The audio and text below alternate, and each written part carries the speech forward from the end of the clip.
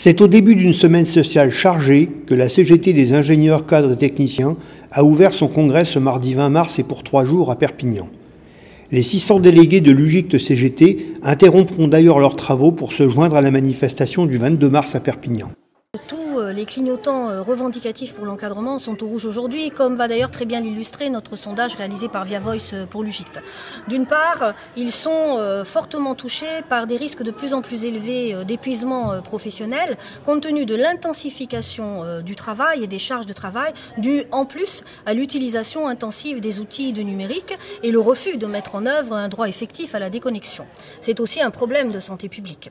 D'autre part, ils sont aussi sommés de laisser à la porte des entreprises, et y compris des administrations, leur éthique professionnelle et citoyenne, sommée de se soumettre ou se démettre aux directives d'entreprise, quelles qu'en soient les conséquences aujourd'hui, ce qui est une grande frustration évidemment pour l'encadrement et qui a des conséquences extrêmement négatives pour la collectivité. Et enfin, on voit bien qu'aujourd'hui, on nie leur rôle contributif dans l'entreprise, mais aussi la reconnaissance et le paiement de leur qualification. Quand on pense que les jeunes diplômés en France sont parmi les plus mal payés d'Europe, puisque un jeune diplômé Master 2 commence, lorsqu'il a la chance d'être un homme, à 1860 € mensuels, et si c'est une femme, à 1530 €. On ne peut plus continuer dans cette situation. Donc l'objectif, c'est de répondre à leurs aspirations, mais surtout de faire en sorte que notre syndicalisme, qui parte de leur spécificité, c'est-à-dire de leur place et de leur rôle dans le vécu au travail, leur redonne le pouvoir d'agir personnellement et collectivement. Eh bien, c'est effectivement tous les outils et nos propositions revendicatives qui sont en débat. Le deuxième enjeu de ce congrès, bien sûr, nous tenons notre congrès en plein mouvement social. On a besoin aujourd'hui, comme l'indique notre slogan de congrès, rien n'est écrit d'avance, de faire en sorte que rien ne soit écrit d'avance à la place des salariés. Et on a besoin que l'encadrement fasse partie de ces mobilisations et s'engage, parce que nos catégories sont un enjeu structurel et stratégique des transformations. On le voit bien à l'ère du numérique, puisque c'est eux qui vont réorganiser la numérisation.